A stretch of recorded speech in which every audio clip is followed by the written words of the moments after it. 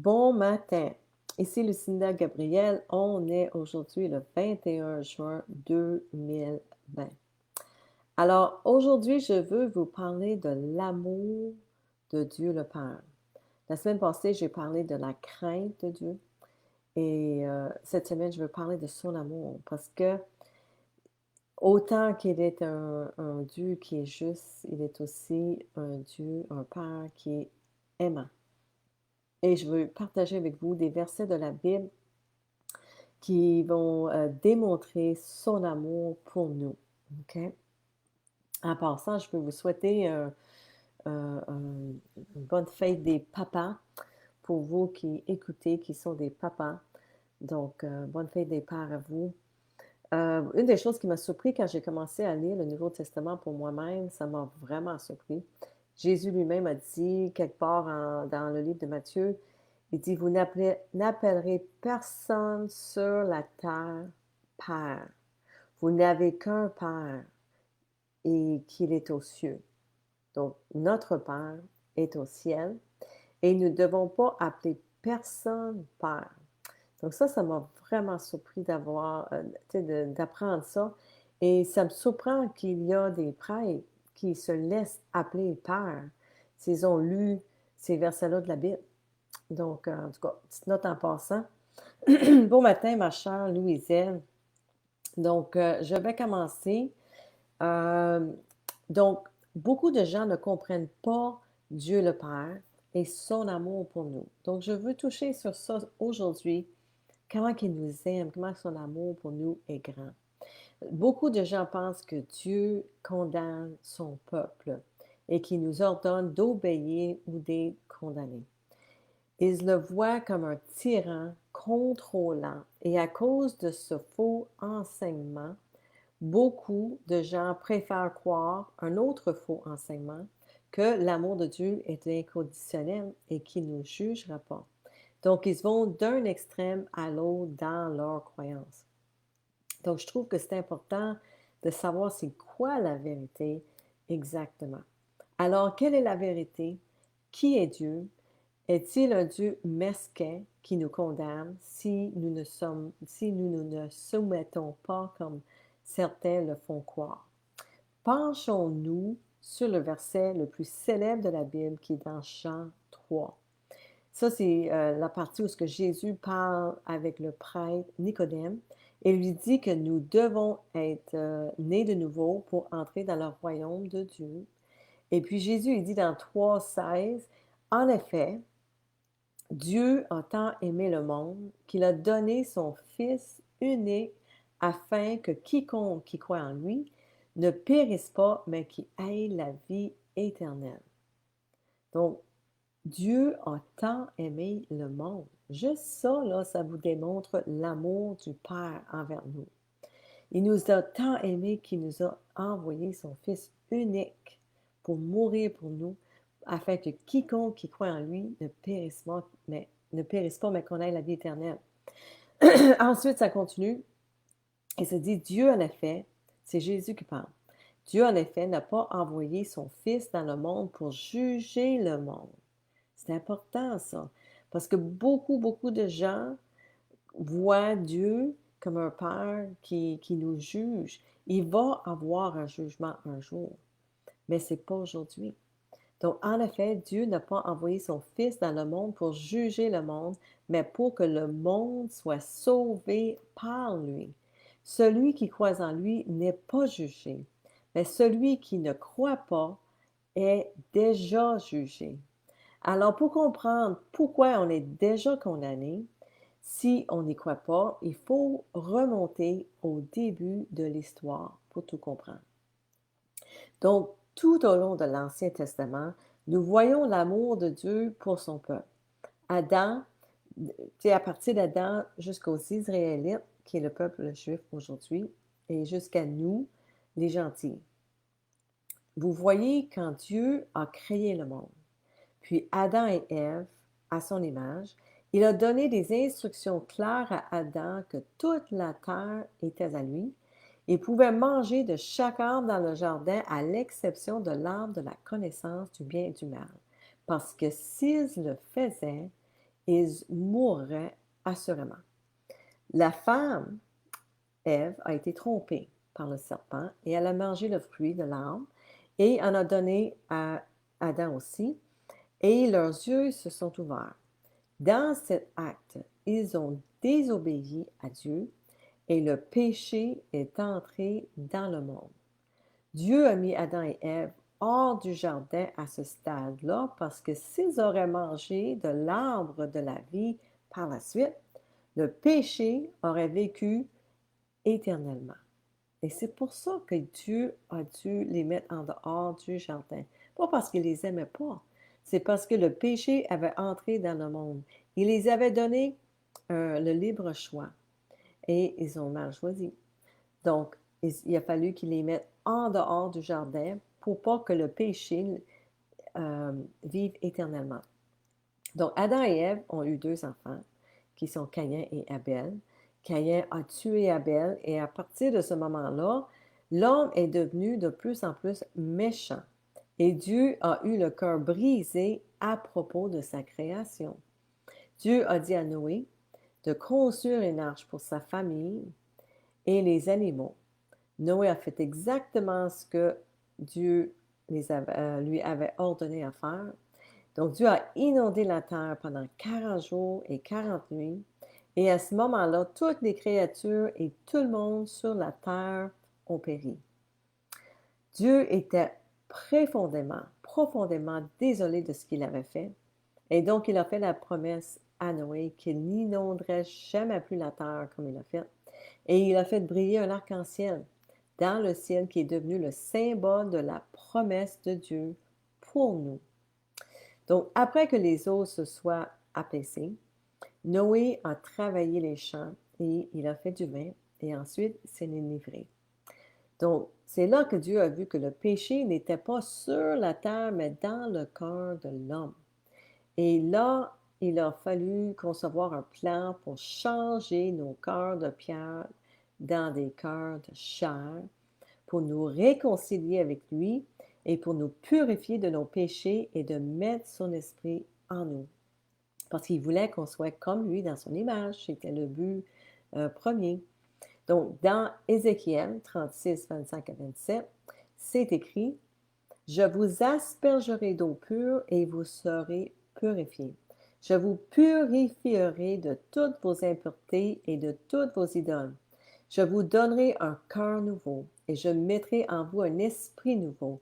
Je retirerai de votre corps le cœur de pierre et je vous donnerai un cœur de chair. C'est mon esprit que je mettrai en vous.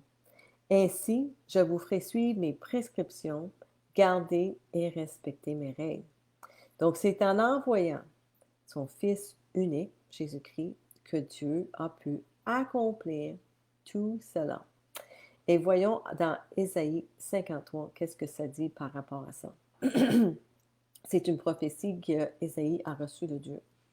Qui a cru à notre prédication? À qui le bras de l'Éternel a-t-il été révélé? Il a grandi devant lui comme une jeune plante, comme un rejeton qui sort d'une terre toute sèche. Il n'avait ni beauté, ni splendeur propre à attirer nos regards, et son aspect n'avait rien pour nous plaire. Méprisé et délaissé par les hommes, homme de douleur, habitué à la souffrance, il était pareil à celui face auquel on détourne la tête. Nous l'avons méprisé, nous n'avons fait aucun cas de lui. Pourtant, ce sont nos souffrances qu'il a portées. C'est de nos douleurs qu'il s'est chargé. Et nous l'avons considéré comme puni, frappé par Dieu et humilié. Mais lui, il était blessé à cause de nos transgressions, brisé à cause de nos fautes. La punition qui nous donne la paix est tombée sur lui. Et c'est par ses blessures que nous sommes guéris. Nous étions tous comme des brebis égarées, chacun suivait sa propre voie, et l'Éternel a fait retomber sur lui nos fautes à tous. Il a été maltraité, il s'est humilié, et n'a pas ouvert la bouche, pareil à un agneau qu'on mène à l'abattoir, à une brebis muette devant ceux qui la tombent. Il n'a pas ouvert la bouche. Il a été enlevé sous la contrainte et sous le jugement, et dans sa génération, qui s'est inquiété de son sort, qui s'est soucié de ce qu'il était exclu de la terre des vivants, frappé à cause de la révolte de mon peuple. On a mis son tombeau parmi les méchants, sa tombe avec le riche, alors qu'il n'avait pas commis de violence et qu'il n'y avait pas eu de tromperie dans sa bouche. L'Éternel a voulu le briser par la souffrance. Si tu fais de sa vie un sacrifice de culpabilité, il verra une descendance et vivra longtemps. Et la volonté de l'Éternel sera accomplie par son intermédiaire. Après tant de troubles, il verra la lumière et il sera satisfait. Par sa connaissance, mon serviteur juste procurera la justice à beaucoup d'hommes. C'est lui qui portera leurs fautes. Voilà pourquoi je lui donnerai sa part au milieu de beaucoup et il partagera le butin avec des puissants. Voilà pourquoi je lui donnerai sa part au milieu de beaucoup, parce qu'il s'est dépouillé lui-même jusqu'à la mort et qu'il a été compté parmi les criminels, parce qu'il a porté le péché de beaucoup d'hommes et qu'il est intervenu en faveur des coupables. Donc voilà ce que Jésus a fait pour nous. Nous lisons dans l'Ancien Testament le plan de Dieu pour sauver le monde du péché, parce que, comme il est écrit dans Romains 6, 23, le salaire du péché, c'est la mort, mais le don de Dieu est la vie éternelle en Jésus-Christ, notre Seigneur.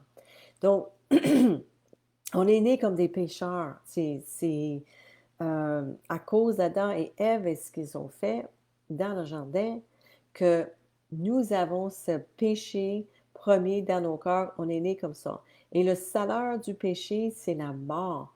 Mais Dieu veut nous donner la vie éternelle et pour avoir cette vie éternelle, c'est le don de Dieu par son Fils Jésus-Christ. Donc, si nous mourons dans nos péchés, nous mourrons pour de bon. C'est fini. Mais si nous croyons au sacrifice de Jésus sur la croix, nous nous repentons de nos péchés et naissons de nouveau d'eau et d'esprit. Ça veut dire qu'on se fait baptiser, immersion complète dans l'eau, puis on reçoit le Saint-Esprit. Alors nous aurons la vie éternelle. Tout comme Christ est mort et a été ressuscité, de même que nous aussi qui croyons en lui serons ressuscités au son de la dernière trompette. Alors, dans 1 Corinthiens 15, voici ce qui est écrit. Ce que je veux dire, frères et sœurs, c'est que notre nature actuelle ne peut pas hériter du royaume de Dieu. Et, que ce qui est corruptible n'hérite pas non plus de l'incorruptibilité. Voici, je vous dis un mystère. Nous ne mourrons pas tous, mais tous seront transformés en un instant, en un clin d'œil, au son de la dernière trompette. La trompette sonnera. Alors les morts ressusciteront incorruptibles et nous serons transformés. Il faut en effet que ce corps corruptible revête l'incorruptibilité et que ce corps mortel revête l'immortalité. Ça, ce que ça veut dire, euh, c'est que quand on meurt dans nos péchés, on est mort. Mais si nous nous repentons de nos péchés, on devient né de nouveau, comme Jésus nous a dit qu'on avait besoin pour aller dans le royaume des cieux, le royaume de Dieu. C'est qu'à la dernière trompette, qu'on soit ici vivant ou qu'on soit mort, nous allons être transformés. Nos corps, qu'ils soient morts, vont être ressuscités, ou si on est vivant, notre corps va être transformé dans un corps qui est incorruptible. Donc, c'est ça que ça veut dire. Mais si on meurt dans nos péchés, on meurt dans nos péchés. Puis c'est très important pour que vous compreniez ceci. C'est ça qu'il dit, c'est un mystère. Donc, c'est important de comprendre ce mystère-là, qu'il faut qu'on se repente de nos péchés. Dieu nous a donné une porte de sortie de ce monde de noirceur par son Fils Jésus-Christ.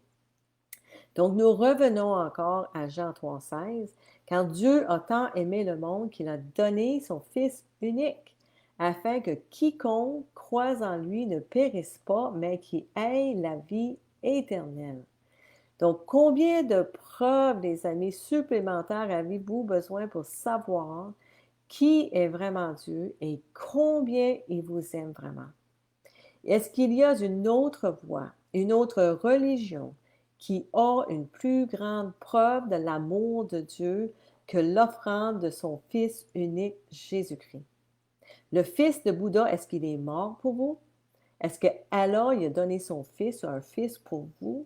Est-ce que Mohamed a sacrifié quelque chose pour vous? Est-ce que Marie elle-même, la mère de Jésus, est-ce qu'elle est morte pour vous? Est-ce que les saints, est-ce que les anges sont morts pour vous? Il y en a juste un qui est mort pour nous, puis c'est Jésus-Christ. C'est lui qui était le sacrifice de Dieu pour nos péchés. Donc, au cours de ma quête de la vérité, quand j'ai compris qu'aucune autre religion ou voie spirituelle, si on veut, n'avait une plus grande preuve de l'amour de Dieu que le vrai christianisme biblique, je savais que je pouvais arrêter de chercher et je pouvais croire au sacrifice de Jésus-Christ. Jésus est le chemin, les amis. Il a dit, je suis le chemin, la vérité et la vie. Personne ne va au Père que par moi. C'est assez clair et simple. Et c'est à ce moment même que moi, j'ai choisi de croire en lui il y a 2 ans, que Dieu le Père a remplacé mon cœur de pierre par un cœur de chair et j'ai été transformée depuis.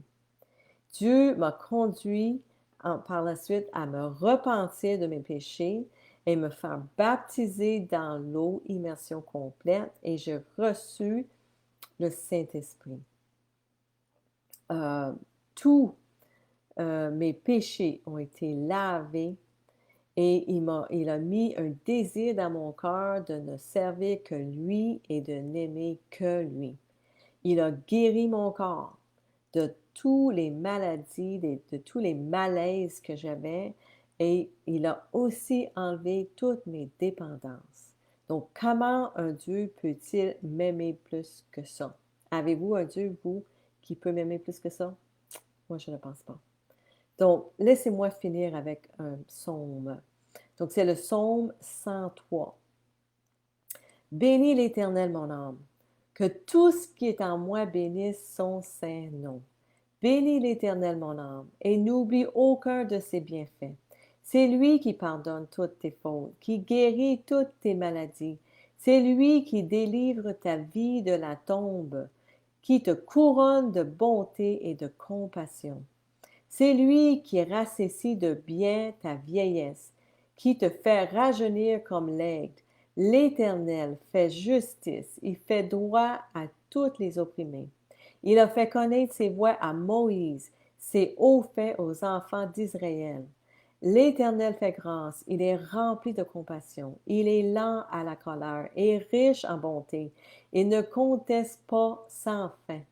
Il ne garde pas éternellement sa colère. Il ne nous traite pas conformément à nos péchés. Il ne nous punit pas comme le mériteraient nos fautes. Mais autant le ciel est élevé au-dessus de la terre, autant sa bonté est grande pour ceux qui le craignent, ceux qui l'honorent. En anglais, c'est écrit que ceux qui l'honorent. Donc, honorer, c'est la même chose que ceux qui le craignent. Autant l'Orient est éloigné de l'Occident, autant il éloigne de nous nos transgressions. Comme un père a compassion de ses enfants, l'Éternel a compassion de ceux qui le craignent, qui l'aiment, car il sait de quoi nous sommes faits. Il se souvient que nous sommes poussière. L'homme, ses jours sont comme l'herbe. Il fleurit comme la fleur des champs. Lorsqu'un vent souffle sur elle, elle disparaît. Et la place qu'elle occupait ne la reconnaît plus. Ben, la bonté de l'Éternel dure d'éternité en éternité pour ceux qui le craignent. Et sa justice demeure pour les enfants de leurs enfants, pour ceux qui gardent son alliance et se souviennent de ses commandements pour les mettre en pratique. L'Éternel a établi son trône dans le ciel et son règne domine tout l'univers. Bénissez l'Éternel, vous, ses anges, qui êtes puissants et forts et qui exécutez ses ordres en obéissant à sa parole.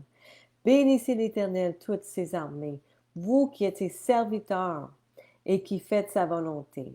Bénissez l'Éternel, vous, toutes ses œuvres dans tous les lieux où il domine. Bénis l'Éternel, mon âme. Donc, quel beau message d'amour aujourd'hui pour la fête des pères.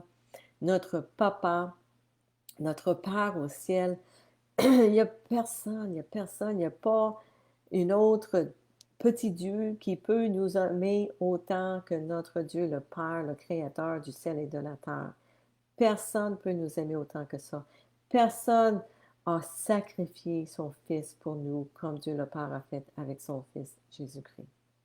Donc, c'est ça mon message aujourd'hui, mes amis, mes frères et sœurs. Je vais dire un petit bonjour à ma chère sœur Louiselle, à Cécile, puis à Lynn, Nicole, à Raquel. Merci, mes sœurs, d'être là ce matin. Partagez ce message d'espoir pour les gens autour de vous parce que nous avons juste un Père. C'est le Père, notre Créateur qui est au ciel. C'est lui qui devrait être honoré aujourd'hui. Nos papas ici aussi, mais c'est Dieu le Père qui nous a vraiment créés et qui a envoyé son Fils euh, pour nous sauver de nos péchés et de ce monde pour qu'on ait la vie éternelle avec lui par la suite. Donc, c'est ça les amis, je vous souhaite une merveilleuse journée, une belle semaine, soyez tous bénis, puis prenez le temps aujourd'hui pour remercier votre papa dans le ciel pour tout ce qu'il fait pour vous dans votre vie. Relisez les versets que je vous ai partagés aujourd'hui, le psaume 103 qui parle de son amour pour nous. Il est un bon papa, comme la chanson dit. Alors, je vous aime et je vous embrasse, je vous bénis, puis je vous revois la semaine prochaine. Bye bye.